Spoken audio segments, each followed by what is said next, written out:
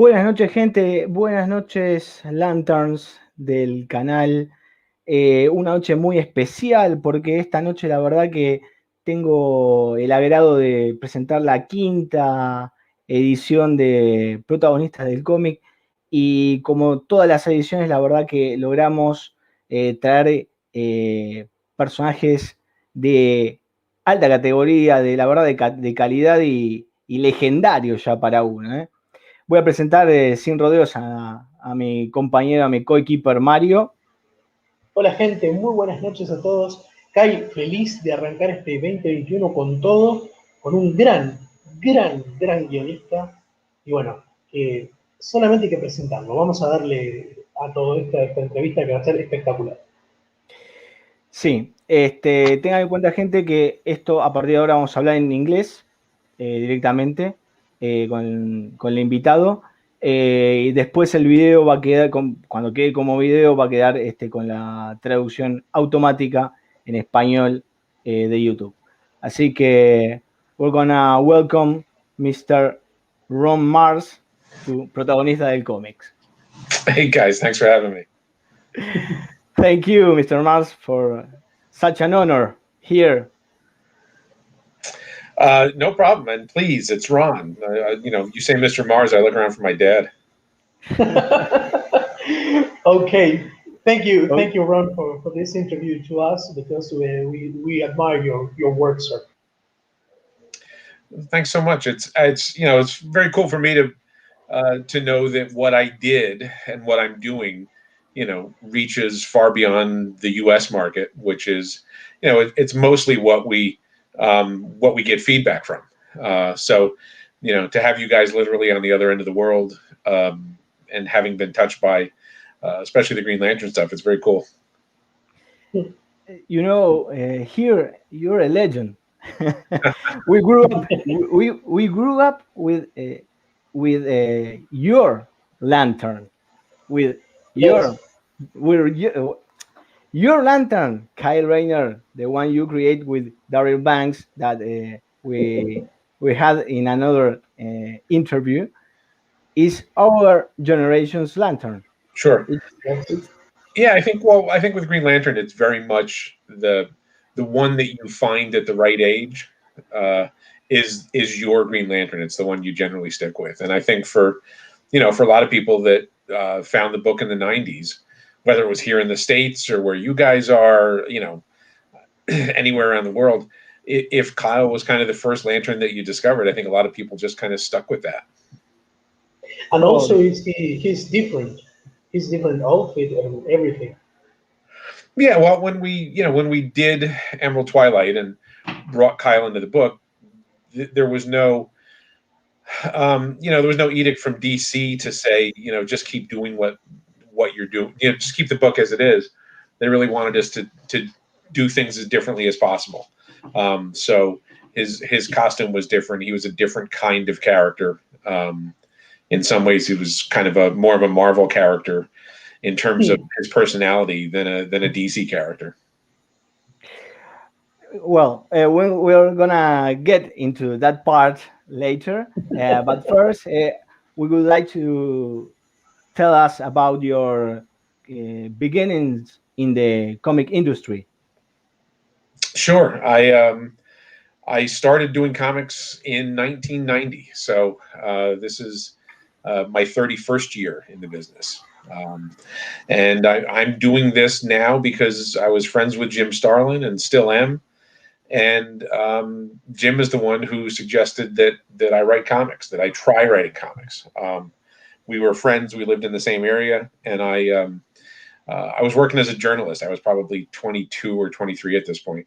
So just a kid. And I was working as a journalist at the local newspaper, had just graduated from college, and was friends with Jim Starlin and Bernie Wrightson, Terry Austin, Fred Hembeck, kind of the comics community that was in the area where I lived in the Hudson Valley of upstate New York. And I copy edited Jim's first prose novel for him, and he liked what I did well enough to say, well, maybe you should try writing comics. So, and when Jim Starlin says you should try writing comics, that's what you do. So I co-wrote the first few jobs were co-written with Jim, showing me how to do it, mostly having me do it and then him fixing it. And that was my first work was Silver Surfer. So that's where I started. I mean, I didn't do indie work or self-published work or anything like that. I got to start on one of Marvel's top characters at the time, and it was very much on the job training for me. But it was I was so excited to be doing the job that I didn't really have time to be nervous about it. Also, you started in a huge and important saga that was in Infinite Gauntlet. Yeah, well, Jim had been writing Silver Surfer. That was the monthly book that he was writing, and so I helped him out on some issues. That was my introduction, and then Jim left the monthly Surfer title in terms of being the writer, and he went off to do Infinity Gauntlet. Obviously, that was the right decision on his part to go do Infinity Gauntlet. That turned out to be good for him and good for Marvel. So I took over the regular Silver Surfer title with issue 51.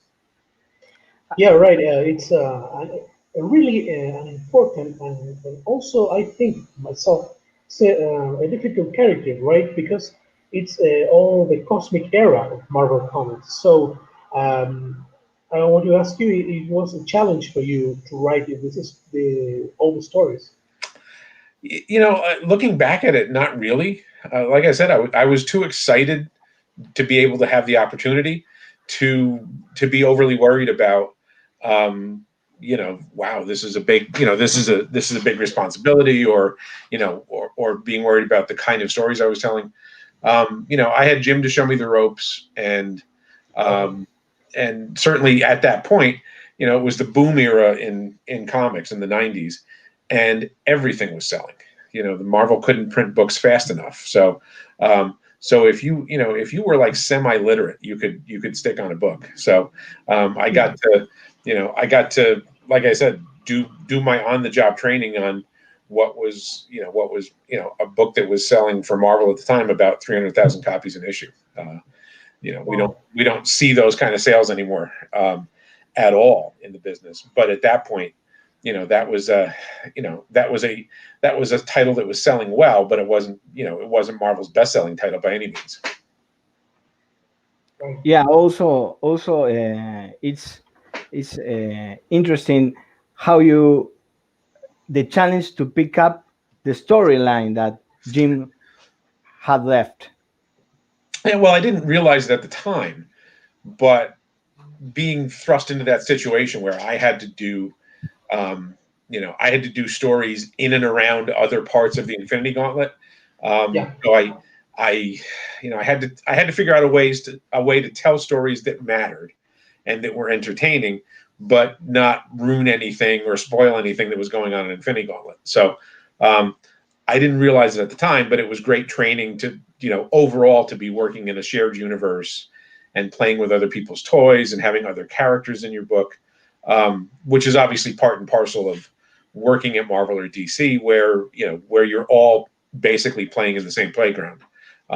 So that first year or so of Silver Surfer for me, a lot of it was plugged into Infinity Gauntlet, and in retrospect, it was some of the best training I could have had to understand how to navigate shared universe and crossovers and all of the stuff that you have to do when you're writing for the big two. Ron, did you enjoy the adaptation of Infinity Gauntlet to cinema with the Infinity War and Endgame? Yeah, sure, it was great. I mean, all of those movies are at the very least, they're all entertaining. And I think the Avengers movies are just probably the top shelf. They're huge cosmic movies, and it's kind of crazy for me to be that we live in a world now where everybody knows who Thanos is. It's incredible. Right? I want to tell you one thing, Mr. Marz. My girlfriend, she in her entire life read a comic book about Marvel or DC. When she saw the Infinity War, she was in love with Thanos. So after that, she bought his Funko Pop figure. Now she's reading all the stories of Thanos. So and she wanted to complete all the saga of the Infinity Gauntlet. You know, So it was he's huge. a great character. And I enjoyed writing, like anytime I could get my hands on Thanos, I just enjoyed the hell out of it because he was, you know, to me, he was never the villain of the stories. He was certainly in his mind, he was the hero of his own story. And he was generally smarter and more powerful than anybody else. So he was a pleasure to write. I every chance I got, you know, wherever I went, I did some issues of Secret Defenders. Thanos was in those. I did an issue of Quasar. Thanos showed up over there. So, so Jim was very kind in letting me borrow Thanos and actually, you know, being very complimentary about how I handled the character. Obviously, it's his baby, but he let me, you know, he let me borrow him and said I did a good job babysitting. Since Mario speak about movies, I gotta ask you, what do you think about the Silver Surfer in Fantastic Four 2? I mean, he looked good. You know, It looks awesome. I wish Galactus wasn't a cloud, but you know, it was. You know, I thought the movie was okay. It was, you know, it was entertaining. Fantastic Four is tough to get right, obviously, because we've had a bunch of different versions. I thought the surfer's depiction in that movie was pretty cool. And actually, when the DVD of that movie came out, we had a film crew here, and they actually filmed me in my office talking about working on the surfer and all that kind of stuff. So that's actually part of the DVD extras of that movie. But my assumption is that we'll get, now that Marvel Studios has the Fantastic Four back in the family, I think we'll get a movie that gets the heart of the Fantastic Four right. And I would assume at some point a Silver Surfer movie too. Even the animated series did it well, because recently when Disney Plus This is class, went live, we saw the first episode of Silver Surfer, and it was amazing, and with Galactus, it was great. Yeah, it wasn't bad. It sort of flew under the radar, and I still don't think I've seen all the episodes. I've only seen a few here and there, which was weird because you know, that was like about when I was writing the book or shortly thereafter. But that was a different world then. You know, now you know, Marvel and DC properties kind of rule the world. And back then, you know, it was pre Marvel Cinematic Universe. So the thought that there would be, you know, as many Marvel movies as there are now, and that they would have been successful as they are now. I mean, there are not one but two Ant-Man movies that were both right. They were both wildly successful and both really entertaining. So yeah, and they're including some elements like the quantum realm. So yeah, they do. The film guys do it, and I know some of this from talking to Jim about his experience going onto the set for the Avengers movies and all that, and you know, sort of being brought into the circle of you know, talking about the movie and the characters and stuff like that, is that the guys on the film side really get these characters and they get what makes them tick. And to me, that's the most important part. If you get the heart of the characters, the details don't really matter. I'm not concerned about, you know, if the costumes are if they're exactly like they are in the comics or the backstory, or, you know, to me that's all details. You get the heart of the character right, and it works. Well, after your run on Silver Surfer, I think you moved to DC. Yeah, for a while I was actually working. I was doing the Surfer, finishing up my Surfer run at Marvel, and had started on Green Lantern to DC, so I was doing both at the same time for a while, which is a pretty rare thing. You don't really get to do that anymore because DC or Marvel want you working for one or the other. But at that point, I was working for both, and I was actually working for Image at the same time. I think I was writing. Witchblade. No, I was writing Stormwatch for Image. Stormwatch. So I was actually doing a regular book for all three publishers at the time.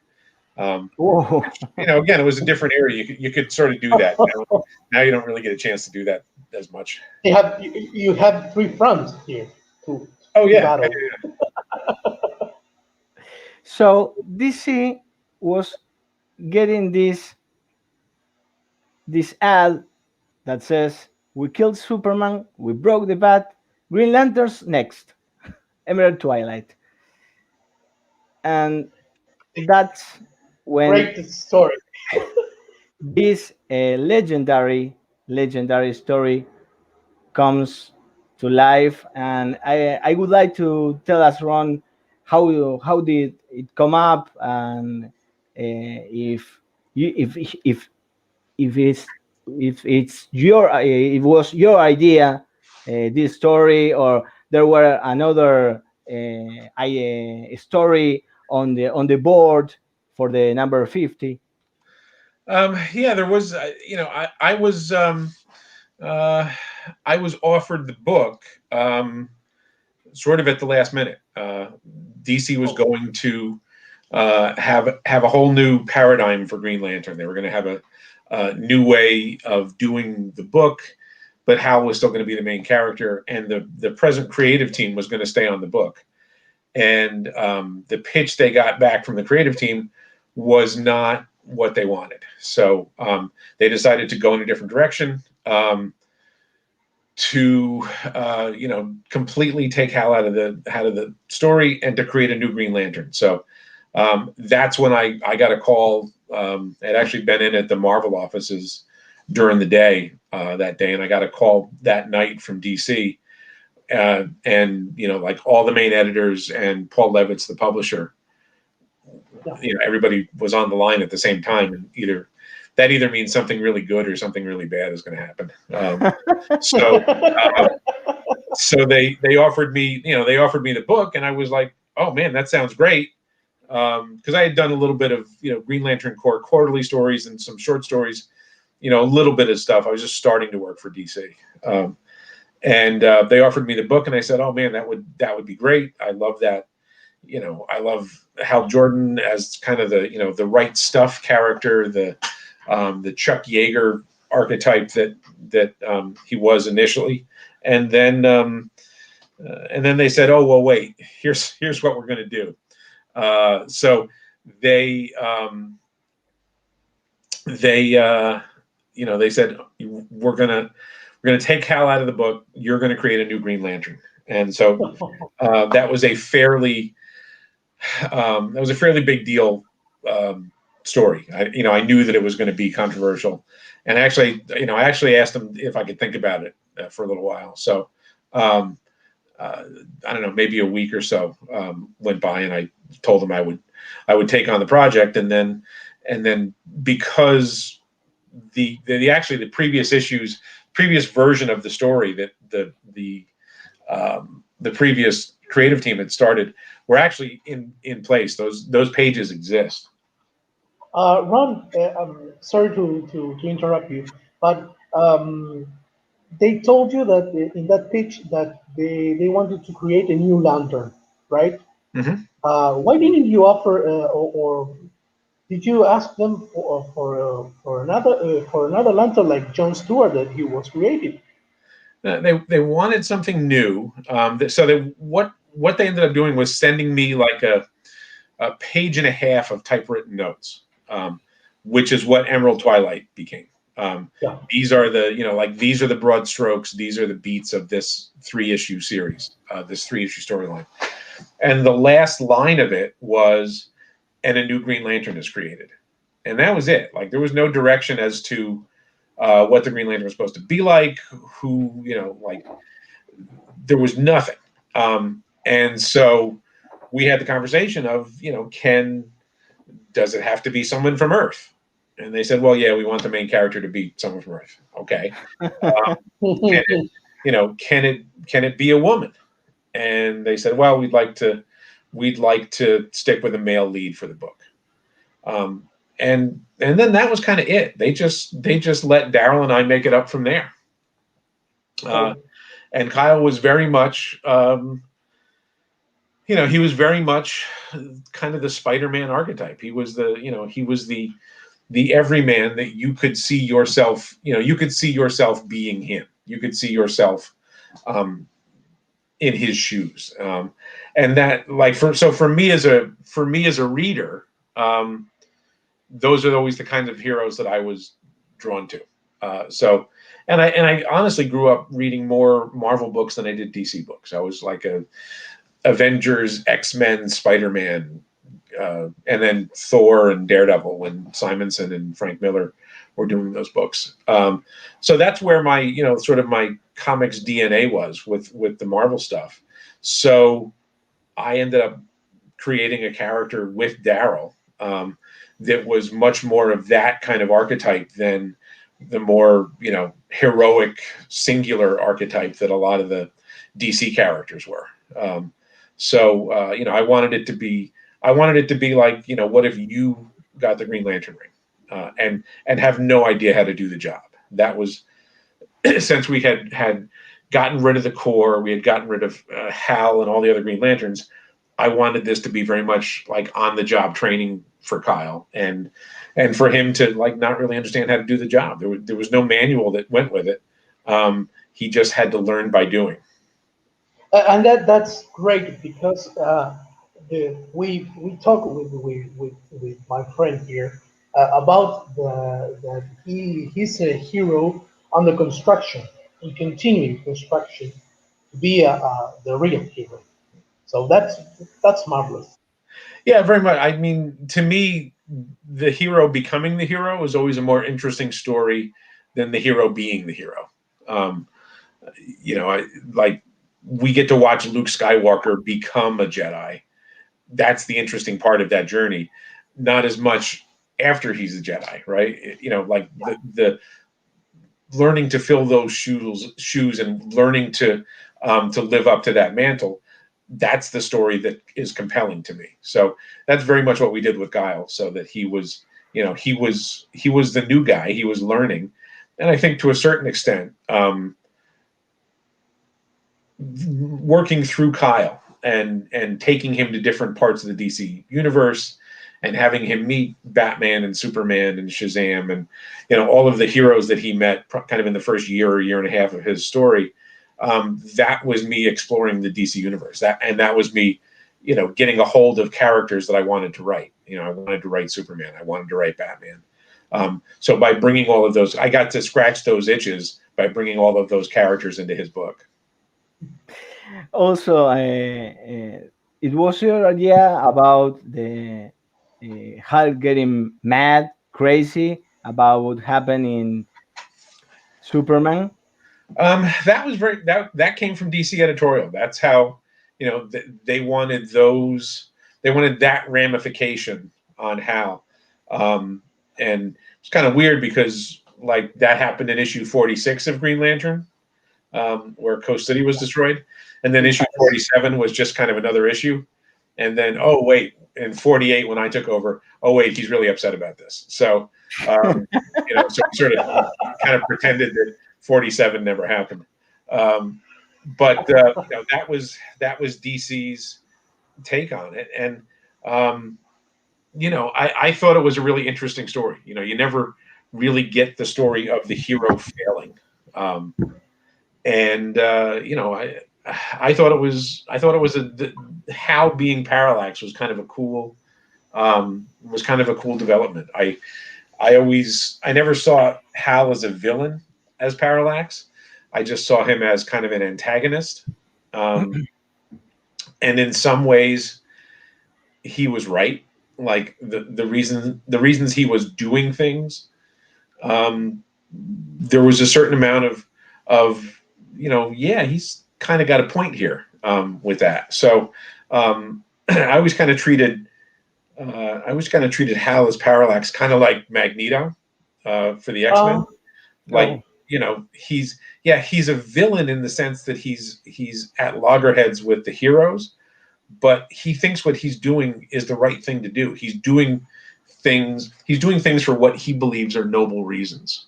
And I like that aspect. I like when when a villain, or at least an antagonist, is the hero of his own story. That's why, like, Magneto and Doctor Doom and Darkseid are great villains, because they don't see themselves as villains. I think the villain never sees himself as a villain. He's always the hero. Yeah, well, with the exception of a few villains back then, Darkseid being chief among them, the old, the standby was that Marvel villains wanted to conquer the world and DC villains wanted to rob banks. So adding Hal into the mix as a villain or as an antagonist, that gave them another guy who didn't want to rob a bank. He wanted to run the world. Yeah, right. And also, sorry, Mario. I want to say that when Hal think that all what happened to Coast City was wrong, and he took the central battery, was exceptional. Yeah, it was. It was. I mean, for us, when we did the storyline with Hal, it was it was going to be permanent. There was no back door as far as we were concerned. We never gave any thought to, well, do we redeem him or any of that? Obviously, all of that came afterwards. What do you think about what Jones did years later with Parallax? Obviously, it wasn't the way that I had told the story. But when you work in comics, you always stand on the shoulders of the people that came before you, and it's cyclical. You pick up pieces that were there before, and you find different ways to put them together. So I don't have any problem with it whatsoever. I mean, I've known Jeff for a lot of years, and everything in comics is cyclical. Hal was Green Lantern for a long time, and then Kyle was Green Lantern, and now Hal and Kyle are both Green Lanterns. So Green Lantern is one of those franchises in comics, and I guess in films and now TV, and it's going to expand, that you get to pick your favorite. You get to figure out whether you're a Hal guy or a Kyle guy, or Jessica Cruz or Guy Gardner or John Stewart. You can pick your own flavor, and most franchises are not like that. Most franchises, you get Bruce Wayne as Batman and Clark Kent as Superman. With Spider-Man, you got a couple choices now, but generally it's very singular. So Green Lantern is the exception to that rule. Mario? Thinking of the Kyle Rayner run, we were excited because it was a new adventure for me, because from the town I'm from, comic books are, we can't afford them. Not affording for money, because we can't get it, because there wasn't comic book stores or special newspapers, shops that we couldn't get these comics. So I read the story of Emerald Twilight a few months ago, last year, and I was thrilled about this that run. And also when Kyle told me a story, you have to read after that, because it's the perfect story. Okay, I will read. And I read the stories, and I was thrilled, because you said that Kyle Rayner has some Spider-Man issues, some Spider-Man things, and I was thrilled about those stories, and also the connection with his girlfriend, right? Yeah, well, I mean, we knew we knew from the start that his girlfriend was not going to live. We knew that was going to be where the cavalier nature that he approached the job, because he sort of acted like, I won the lottery. I've got this magic ring that can do anything. It's the best thing in the world. Well, there are obviously, just as Spider-Man teaches us, great responsibilities come with great power. So he was not being responsible, and somebody else paid the price. So we wanted to make sure that his nature and the way he was going about the job, maybe you didn't quite like him for the first few issues. I heard from a number of readers who were like, why didn't she get the ring? Because he's like a jackass. Like he's and but that's the idea. I mean, yeah, that was definitely on purpose.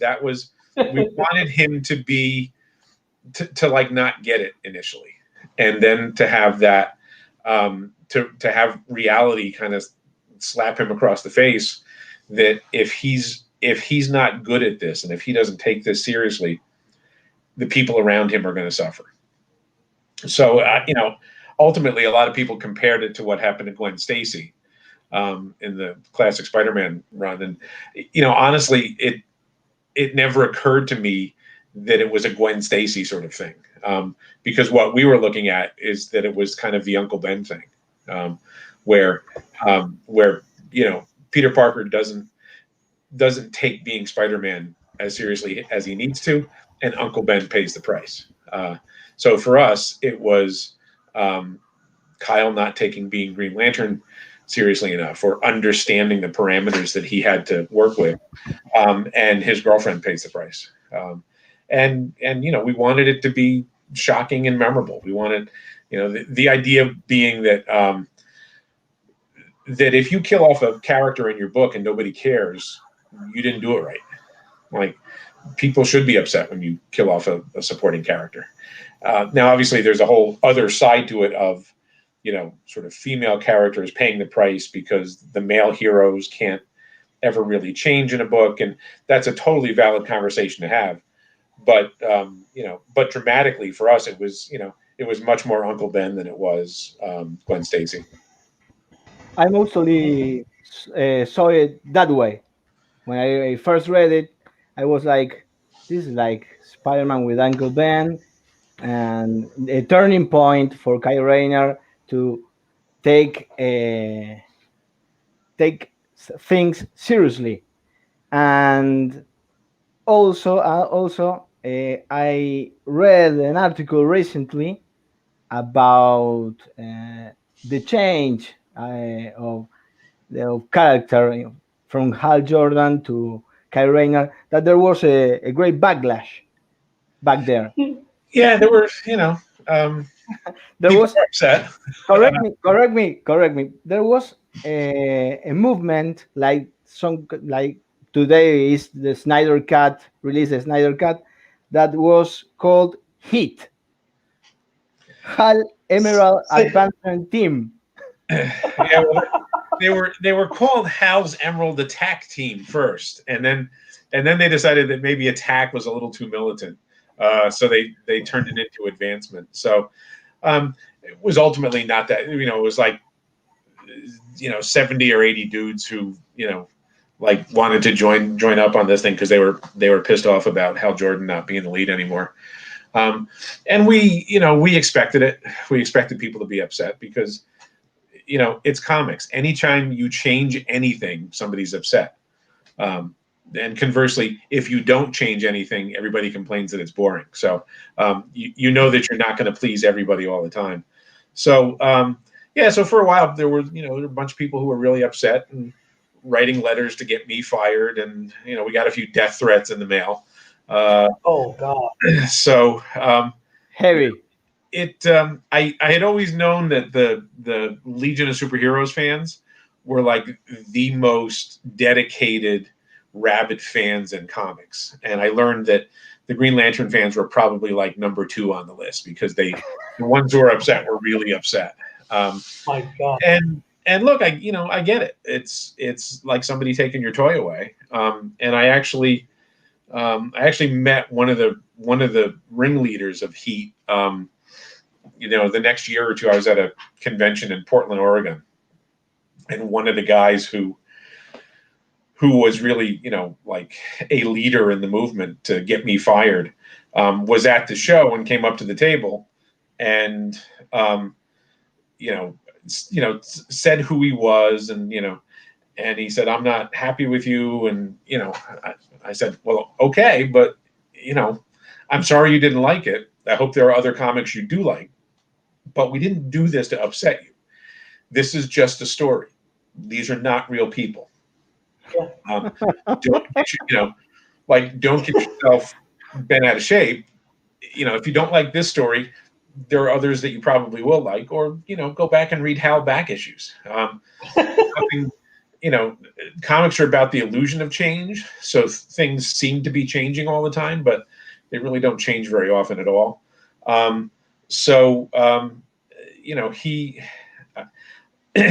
said to him I said, "Look, I know you're writing letters to get me fired off the book.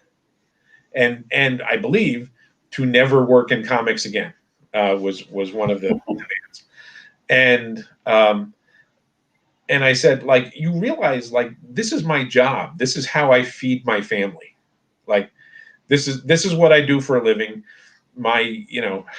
We had one child at the time. I was like, this is how I feed my family. This is how my son eats, right? Is because I write comics. You're more concerned about made up people, imaginary people, than you are about a real person, or the real people that the editor, Darryl Banks, anybody that works on the book.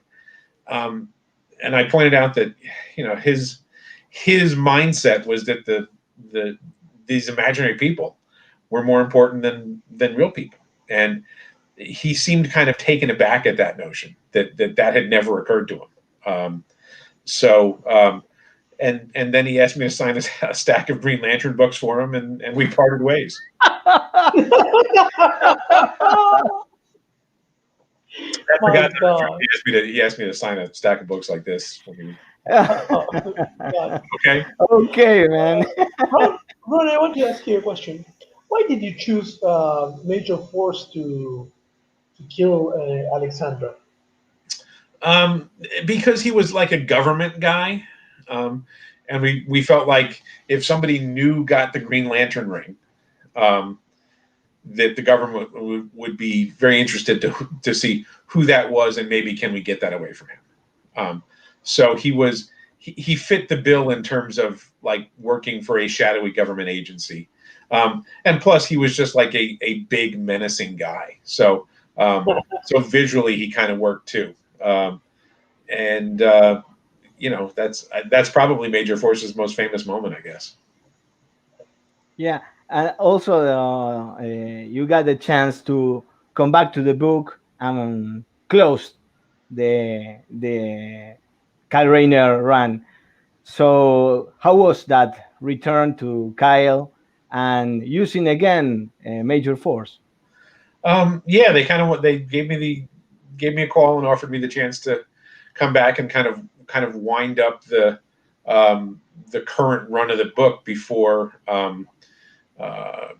Rebirth was going to come out. So I did the last 6 issues, and we kind of tried to pick up some of the themes that were in the book before, and tie off a bunch of the thematic stuff with Kyle, and set him up for where they needed him to be in the future. And I got to work with my buddy Luke Ross on it, so that was a real pleasure. I liked how those issues turned out. It was a very nice homecoming. Really nice guy, Luke Ross. I had the chance to meet him here in Argentina when he come to Comic Con. Really nice guy, and he signed my Green Lantern issues. So Luke is my Brazilian brother. I love him dearly. He's great. We've done a number of things together, including Green Lantern. So we don't get to, obviously we don't get to travel to conventions and see each other now. We haven't seen each other in a couple of years, but usually I get to see him in New York for New York Comic Con. I'm going to do a question off topic. Would you like to visit our country? Oh, absolutely. Yeah, I mean, that's, thanks to the pandemic, and obviously I hope you guys are safe and sound and all that. I haven't been more than like 50 miles from my house in like a year. So, which is, I'm not used to that. I love to travel. I love to go to foreign countries. And, before, like now that comic culture is kind of everywhere, comic culture has kind of taken over the world. With the year before the pandemic, I was in Italy and Malta, Saudi Arabia. I've been to so many places that just, kind of blows my mind that I get to go to these places because I write comics. So Argentina is absolutely on the list. I would love to visit Argentina. I visited Uruguay a number of years ago and did the comic festival there in Montevideo. And that was awesome. I just had a great time. Yeah, we have here some conventions, right? Right, Ty? Yeah. The most important is Crack Bam Boom in Rosario, where Mario's from, and the second one is Argentina Comic Con. That's where I met Luke Ross. Last year. Last year? No, 2019. 2019. 2019. Yeah. Time doesn't mean anything anymore. No. It's all different. All Ron, different. here in Rosario, we have Crack Bam Boom, and it's organized by Eduardo Rizzo. Oh, really? Very cool. Yeah, right. Yes. I got to meet a number of Argentinian artists when I was in Uruguay because a lot of the guests at the show had come over. And I was just blown away by the work. I mean, the artwork is amazing. Just get me an invite. I'm on a plane. I'll come. It's that is the thing. Probably more than anything that I miss from the pandemic. I mean, I miss going to my gym and I miss flying to conventions, especially the international ones. Other than that, life's not that different for me. Like this is where I spent all my time before the pandemic. This is where I spent all my time in the pandemic. So that part of it is not different at all. Right. So Ron, coming back to comics, I would like to speak about this blockbuster comic of 1996. I was called Oh yeah, Silver Surfer. This awesome comic book that really love it. I really love it, and it's a prelude to something bigger. That's Marvel versus DC. What can you tell us about both comics and the working process, and how did it come up, this idea of crossing the companies? Well, the Silver Surfer Green Lantern crossover started out just as a regular crossover. Marvel and DC were had a much better relationship then than they do now, because they were both in New York. They were, everybody at both companies knew each other. Played softball against each other, went out drinking with each other. The companies were very close to each other. Actually, in the same city, obviously, but also like everybody knew everybody else. So at that point in comics, it was not unusual to be doing crossovers, to be doing, Marvel and DC did a bunch of them.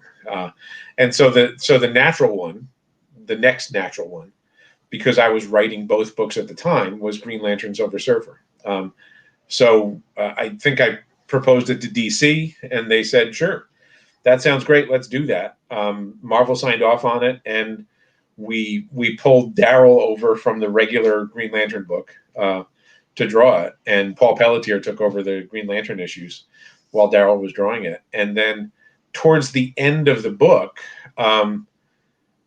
there was, I got offered the job to be one of the writers on Marvel versus DC, and I think the suggestion came from Mike Carlin, who was the editor-in-chief at DC at the time, to do some sort of hint in the Green Lantern Surfer graphic novel to lead into Marvel versus DC. So the fact that it's got that last page that, if you have no idea that Marvel versus DC follows it, is kind of this non sequitur that you have no idea what it actually means. Just this weird, odd page on the last over. But we subbed that page in fairly late in the creative process to get that teaser in there, and then we obviously paid off that page and that scene as we started into Marvel versus DC. So was it this? I read that this crossover was kind of secret. Oh, totally secret. Yeah. Well, yeah. It was, I mean, it wasn't nobody, everyone in the editorials. Yeah, nobody knew.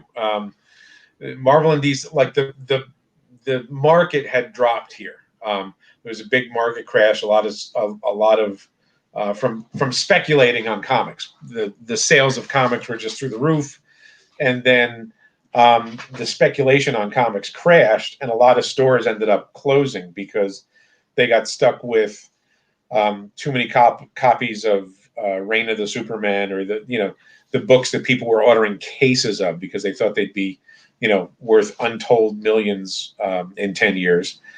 People figured out that wasn't the case, so a lot of stores ended up with a huge amount of books that they couldn't sell and ended up closing. So the direct market stores here needed help. They needed something that would bring people into the stores and they could sell a lot of copies of.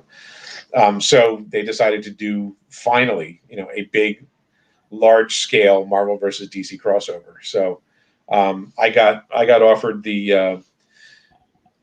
really, I was kind of the DC guy on it, and Peter David was the Marvel guy. Even though, like, Peter and I were both writing books at the other company too, but I mean, obviously, that was one of the reasons they asked us, is because we were familiar with both universes and could work our way around all those characters. But it was, at that point, it was very secret. Nobody in editorial at Marvel or DC knew that we were doing it, except for like the publisher and the editor-in-chief of each company. So we ended up having the initial meeting for the series at Mark Grunwald's house, and Mark was the lead editor from Marvel assigned to the book. And one of Mark's best friends was Mike Carlin, who was the editor-in-chief at DC. So it was me, Mark Grunwald, Mike Carlin, and Peter David just kind of hammering the story together at Mark's apartment and at a Mexican restaurant around the corner from his house that we went to eat lunch at. And then, it stayed secret for a while. It stayed pretty secret until Marvel and DC had editorial meetings and let everybody else in on the secret. And the fact that we would be doing the amalgam books, which were the books that came out where Marvel and DC characters were smashed together for a month. And it was, it stayed secret for a while. This was obviously really pre-internet. I think there were, probably message boards and stuff like that, but nothing, no social media, no Facebook, no Twitter. So it didn't, news of it didn't spread for quite a while until Marvel and DC were ready to release the information. Is it true that you guys already settled who won every battle instead of the vote of the readers? Well, so there were 11 main battles in the whole storyline. So the preliminary battles, which were kind of, was like Namor versus Aquaman. It was Green Lantern versus Silver Surfer. sort of the second tier characters. We knew we had to keep those as since there were 6 of them, we had to keep it 3 and 3, so that in issue 3 of Marvel versus DC, the battles were tied, and the 5 big battles were the ones that the readers were going to vote on. So the readers voted, and we kept the whatever the results were is what we put into the book. But we were fairly certain that Batman was going to beat Captain America. Because it's a popularity contest, right? Like, and at that point, certainly Batman was a worldwide brand, and Captain America hadn't been in a movie yet. So we knew Batman was going to win. We knew Superman was going to win. We figured Spider-Man was going to win. And then who else did we have? What about Kyle and Silver Surfer? Was it tough? Well, honestly, the only tough thing about that whole project is that we didn't have twice as many pages as we did. I would have loved to tell those stories over 500 pages rather than like the 140 or 150 that we had. So we kind of figured that Wolverine was going to be Lobo. We knew that because Wolverine was one of the X-Men. The X-Men was the biggest book in the land. Yeah. So the only one we really didn't know who was going to win was Storm versus Wonder Woman. Oh, we figured, we thought that could go either way because Wonder Woman is obviously an icon, but X-Men was more popular at the time, so we didn't know which way it was going to go. But we had to have separate endings prepared for both battles. So I actually think I put it on the we had to have the pages drawn so that Superman won the battle or Hulk won the battle. So and we tried to do it with as little redrawing as possible. So that's why you saw the Hulk and Superman get pounded into a mountain, and then the winner stands up. And the Lobo Wolverine one was they go behind a bar and you don't really see the climactic moments of the fight, and then a hand comes up and grabs the cigar and smokes it, which you could actually show in a Marvel or DC comic. Then they don't really let you show characters smoking anymore. So it was fun. It was popcorn fun. And it was hopefully like a big summer event movie. Do you think it would work these days? Something like this? I think it would sell great. I would be awesome. But now, like when we did that book 25 years ago, they were just comic book characters. It was obviously everybody knew Batman and Superman, but for the most part, it was just comics. Now, all of these characters are like multi-billion-dollar franchises. Brand. And there are corporate parents involved. Now Warner Brothers owned DC back then, but Marvel was just Marvel then. Now Marvel is owned by Disney. Warner and DC are owned by AT&T. So there are much bigger corporate parents involved, and these are multi-platform franchises that are just worth billions of dollars. So putting them together for a comic book crossover is a lot more complex than it was 25 years ago. So now Ron, we're gonna move on to these days. With your latest project that was Endless Winter, that finished on January. End of December. We put the whole thing out in December. It was a 9-issue Justice League crossover, and the first issue came out in the first week of December, and the last issue came out the last week of December. So it was your cozy holiday reading. Yeah, here it's gonna be published later this year, I think. I already read it, and it's good. It's good. I like it. I like it. Most of all, I'm not gonna make any You're not spoilers. going to spoilers. But I really like the idea of Justice League Viking. Can we call it? Yeah, well, that's exactly what we called it for in the story. So, yeah, we had a great time writing those scenes. There's a Justice League in the 10th century that's basically Queen Hippolyta, Wonder Woman's mother, Swamp Thing, Black Adam, and Viking Prince. So part of the story takes place in the 10th century, and part of the story takes place now, and both they're connected. Some of those characters are in both eras, so that the story kind of folds all of them into it. That was one of the aspects that we really liked playing with, and so each issue of the crossover has a flashback to the 10th century. We will see something more about that Justice League in the future. I don't know. Andy Lanning and I teamed up to write the whole thing, and it was 200 and some pages. It was a lot of work in a short amount of time. But DC was terrific about coordinating the whole thing, and really kept the schedules going, and really the juggling of editorial for something like this, where you're dealing with a lot of books and a lot of artists and a lot of characters, was just amazing.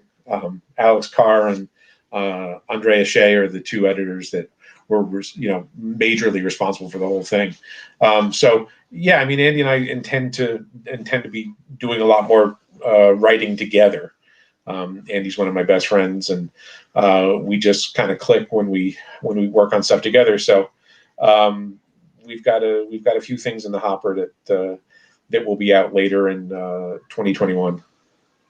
From what I read, you had a lot of fun with Black Adam. Yeah, he was great. Again, Black Adam is another one of those guys who's like, he's not really a villain. He's not really a hero. He's somewhere in the middle, and he's just kind of a jerk. So he was a lot of fun to write, and the whole story sort of just grew organically. We had the overall pitch of this. The villain in the story is called the Frost King. It's sort of a Viking ice monster guy, and everything else grew from there. We knew it was going to be a Justice League story, but then once we figured out, okay, these are the issues that we're going to have, these are the books that's going to go through. It was a very organic process of figuring it all out, putting it together, seeing which characters we're going to like. Having Black Adam in the story, both in the past and in the present, was great. Ron, would you like to write a reboot or a restart about the Black Adam? Well, I think I know there are plans for Black Adam, because we wanted to set up some of the stuff with Black Adam that will be coming this year in Justice League and other places. Obviously, Black Adam is going to be a fairly top shelf DC property because of the movie with The Rock coming out. So I think you'll be seeing plenty of Black Adam for the next couple of years at DC, which is terrific, because he's a great character. Wow. In the movies also with Dwayne Johnson. Yeah, so, I mean, I'm sure there's not going to be any lack of Black Adam material by the time that movie hits the theaters.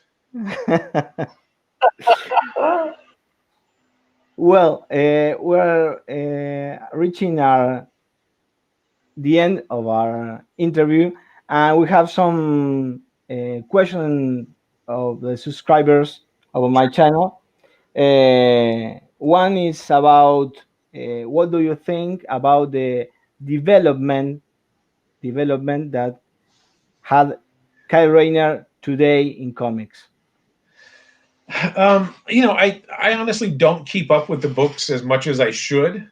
I'm just happy that Kyle's still around, and I'm glad that people still have an affection for the character. I know there are, he will be appearing again this year, and like I said, Green Lantern is one of those franchises where you can kind of have your favorite. You can pick the one that's your guy or your girl, and we'll see Kyle again, and who knows, maybe at some point I'll get to play with him again.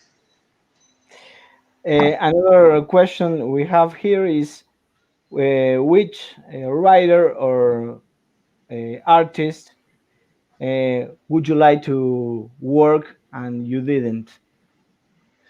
Oh, I have been fortunate to work with a fairly amazing array of artists, both sort of classic like Jim Starlin and Rick Leonardi, Bart Sears, Luke Ross, and some I got to work with a bunch of newer artists on Endless Winter, a number of artists that I had not worked with before, as well as Brandon Peterson, who I worked with 20 years ago at CrossGen. So that was very cool to be able to reteam with him. I think I don't know that there's one artist I could pick that I would want to work with. Probably my favorite artist working right now is Mike Mignola, who's just an all-time genius. And I know Mike, but Mike certainly doesn't need me to put words in his character's mouth. He's perfectly adept at doing that. So that's probably not one that's going to happen. And our last question is, if you had to write a regular series, which character would be? My answer for this is always Tarzan. I love Tarzan. Grew up on Tarzan, and the sort of comics pedigree of Tarzan is just so rich, with going all the way back to the comic strips, and then the Dale comics of the 50s with Russ, in the 50s into the 60s with Russ Manning, Joe Kubert's 1970s Tarzan stuff, John Buscema at Marvel. I love that setting. I love the I grew up on the Tarzan novels and the John Carter novels. So if I could do anything, it would be a Tarzan monthly series with a John Carter backup. Now I understand your choice for the crossover with Batman on Dark Horse. Yeah. I mean, we never thought they would agree to that, but we got to do it, and we were actually going to do a sequel. We were going to do another Batman Tarzan. Oh, cool! That took place in Gotham City with the Joker in it, but it never got off the ground. And this is an additional question. Why two alien crossovers in Dark Horse? One with Batman, one with Green Lantern, and you didn't have the chance to do it with Superman. It was to dance. Yeah, Dan got a hold of Aliens. Well, initially when we pitched Batman Aliens to Dark Horse, Bernie Wrightson and I, at that point Bernie lived just down the road from me. We lived a mile and a half from each other. And I guess we had been out for a beer or something like that. And we're driving back to his house, and he said, it'd be cool if the Batman met the aliens. I'd draw that. So we said, well, okay, let's ask. Never expecting that they would say yes. And so I think Bernie's the one that went to Dark Horse, went to Bob Schreck at Dark Horse, who was the editor there, and said, what do you think about doing a crossover with Batman and the aliens? And lo and behold, everybody agreed. And then we were like, oh shit, we have to think of a story now. Good news. We didn't have a story. We didn't assume that they were going to say yes. So we're like, oh, now we got to come up with something. So so we got to do that, and it was just one of my favorite jobs ever. And then a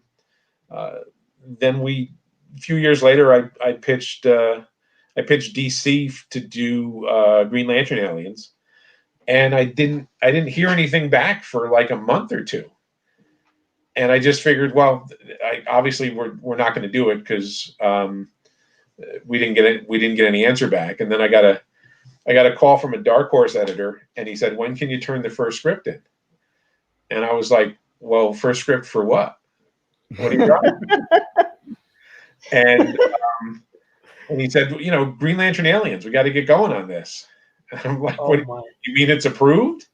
And I guess like DC thought Dark Horse was going to tell me it was approved, and Dark Horse thought DC was going to tell me, so nobody told me.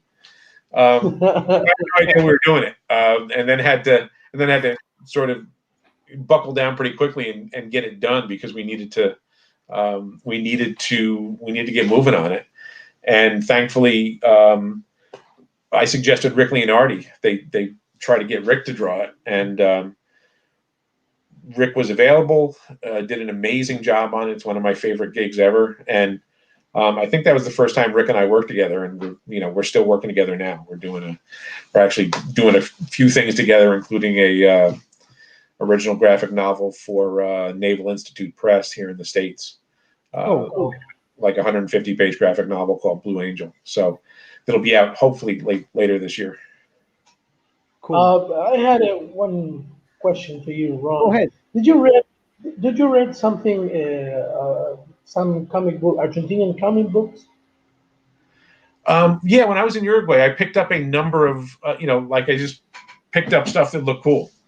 So there are a number of Westerns and I think some like historical stuff as well. Conquistadors, and it was all just amazing looking. Of course, I have no idea what it says because I can't read them. I'm I'm American. I only speak English, so I think he's talking about Conquistadores, the comic book from Capitán Ediciones. I think I picked up a stack of stuff, and just all of it really lovely to look at. The artwork is amazing, and in different formats too. Some of them were hardcover, some of them were smaller. I was really impressed by the diversity of material. So, so you guys got to get me back there so I can do another shopping trip. Please. Here in Argentina, our bestseller and our comic book, the greatest one, is called El Eternauta, and it was written by Héctor Germano Westerheld. Unfortunately, he got disappeared in the last coup here in Argentina back in 1976, I think, because he was participating on politics. So part 2 of this comic book was political. Many things are political in that issues on that part. So the military junta, he get disappeared. So he was killed. Wow, it's apparently it's a lot more dangerous there to be political than it is here. Although we're getting there. Now you're getting there now. Now, unfortunately, so 30 years ago. Well, Ron, we're gonna leave it here. I'm gonna thank you a lot for being so kind to answer all our questions, to speak with us, to give us the opportunity to speak with you. You're a true legend to us, a true hero of our comic book history, because you wrote our comic book history. This was the first book I read from Green Lantern, and it's Emerald Twilight in Spanish. I think I actually have that version. oh my! Yeah, it's not unusual for us to get the foreign language edition. So I've got a box full of I guess I've got a box full of comics that I wrote that I can't read. I found this here in Rosario. Oh, the 3D one. And I was thrilled. I'm very flattered that you guys took the time to have me on, and I'm very appreciative. Happy to do it again at some point, and hopefully once this is all behind us, I can come for a visit. Let's hope so. Let's hope so. Hope so. Well, thank you very much, Ron. As I said, it was a real pleasure and an honor to have you here. Muchas gracias, Mario. Muchas gracias, Mario, por acompañarme en este programa. Muchas gracias a la gente del chat por acompañarnos esta noche y en esta entrevista. Y nada, esperemos tener más, let's hope have more legendary writers and artists like we're having in the last interviews. So thank you so much, Ron. Thank you so much. It was my pleasure. Absolutely. Nos vemos, gente, y dejen su like y suscríbanse si no lo están. Adiós. See you around. See you around.